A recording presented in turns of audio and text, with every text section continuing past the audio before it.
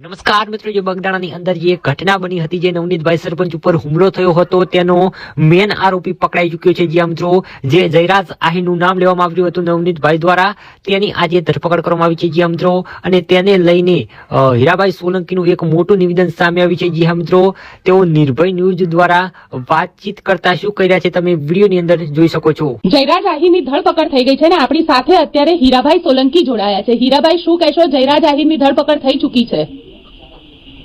બસ હું તો આટલું કહીશ કે જે રીતે જયરાજભાઈની ધરપકડ એસઆઈટીએ કરી છે, ક્યાંક ને ક્યાંક લાગતું હતું કે ભાઈ આમાં સમાજ પર અન્યાય થઈ રહ્યો છે ને જે દિશાએ કામ થવું જોઈએ એ દિશાએ કામ નતું થતું એ લાગતું હતું. પણ આજે સમાજના ભજી પૂરતી મને આ ફોન આવ્યા છે કે ભાઈ આ જયરાજભાઈની કંઈક ધરપકડ એસઆઈટીએ કરી છે, તો ક્યાંક એમાં સંડોવણી હશે એટલે કરી હશે. તો બીજું તો કઈ નહીં, પણ આભાર માનીએ અમે સરકારનો કે ન્યાય આ સમાજને આપ્યો છે. ત્યારે આપના વતી હું એમનું સાહેબના બધાનો આભાર માનું.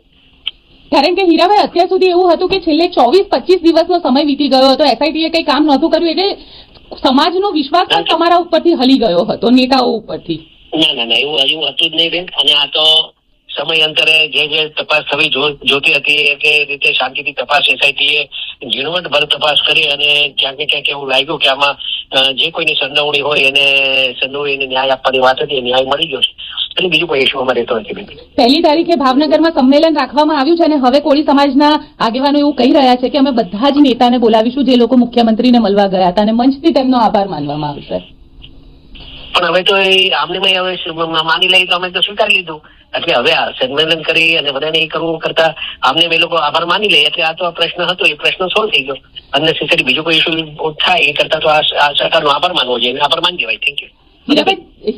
હું ખાસ તમારો લોકોનો આભાર માનીશ કે આપે અમને બહુ સહયોગ આપ્યો નવનીતને ન્યાય અપાવવા માટે. હું 18 વર્ણના લોકોનો પણ આભાર માનીશ કે જે લોકોને એવું લાગતું હતું કે આટલો અન્યાય થઈ ગયો છે, અન્યાયના સામે લડત આપી અને અન્ય સરકારનો અમે આભાર માનીએ.